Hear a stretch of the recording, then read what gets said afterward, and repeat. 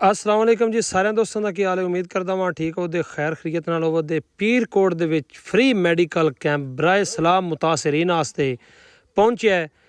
उहदे विच डॉक्टर अंसर अली तड़ साहब ने, उस दे नाल मोहम्मद जाफर चद्दर साहब ने, उन्होंने साने कैंप दिता है। उन्होंने आख्या जी जिथे तुहाडी मर्जी है लवाओ। असां फिर ताज औरा साहब ते मैं कार सन तड़ साहब असां ये कोशिश की कि असी पीरकोट दे विच लवाइए एक कैंप जिथे आवाम का कुछ फायदा हो सके। पहला कैंप पीरकोट दे विच अल्हम्दुलिल्लाह असां अल्हम्दुलिल्लाह लवाया है।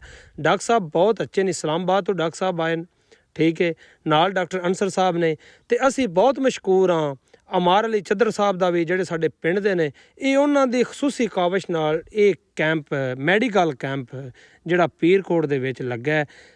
256 मरीज़ तकरीबन 3-4 घंटिया दे विच पहुंचे है।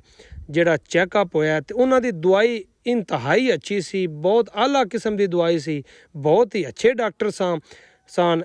पहले तो लैके एंड वाले मरीज़ तक उन्हां दे चेहरे ते मुस्कुराहट इंज ही रही है जिवें पहले ही सी, क्योंकि माशाअल्लाह अच्छे डॉक्टर अंसर साहब माशाअल्लाह वो भी नाल चैकअप करते रहन। सारा दिन उन्होंने भी ड्यूटी दी है। अस्सलाम वालेकुम वसदे।